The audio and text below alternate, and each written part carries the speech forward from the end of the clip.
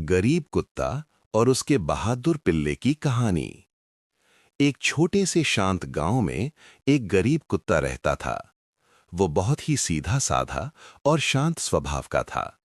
वो किसी को नुकसान नहीं पहुंचाता था, बल्कि गांव के लोगों के घरों की रखवाली करता था। उसके साथ उसके छोटे छोटे प्यारे पिल्ले भी रहते थे। लेकिन गांव में कुछ दुष्ट लोग रहते थे। उन्हें बेजुबान जानवरों पर दया नहीं आती थी। वे अक्सर उस गरीब कुत्ते को पत्थर मारते, उसे भगाते और परेशान करते रहते थे। गरीब कुत्ता सब कुछ सहन करता रहता, क्योंकि वो किसी से लड़ना नहीं चाहता था। ये सब देखकर उसके पिल्लों को बहुत दुख होता था। उनमें से एक पिल्ला बहुत समझदार और साहसी था। उसने सोचा, अन्याय सहना भी गलत है। हमें अपने अधिकार के लिए आवाज उठानी चाहिए। एक दिन वो साहसी पिल्ला गांव के राजा के पास पहुंच गया।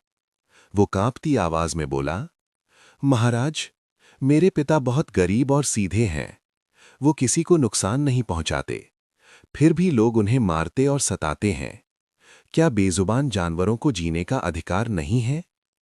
पिल्ले की मासूमियत और सच्चाई देखकर राजा बहुत भावुक हो गए।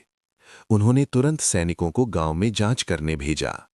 जब सच्चाई सामने आई तो राजा ने दुष्ट लोगों को कड़ी सजा दी। राजा ने पूरे गांव में ये आदेश दिया, बेजुबान जानवर भी भगवान की बनाई हुई जीव हैं। उन पर दया करना हर इंसान का धर्म है। गांव के लोगों को अपनी गलती का एहसास हुआ। उन्होंने उस गरीब कुत्ते और उसके पिल्लों से माफी मांगी और उनकी देखभाल करने लगे। अब वो कुत्ता और उसके पिल्ले खुशी से रहने लगे। पूरा गांव जानवरों से प्यार और दया का महत्व समझ गया। सीख: बेजुबान जानवरों पर दया करना हमारा कर्तव्य है। अन्याय के खिलाफ आवाज उठाना जरूरी है। सच्चाई और साहस हमेशा जीतते हैं। धन्यवाद।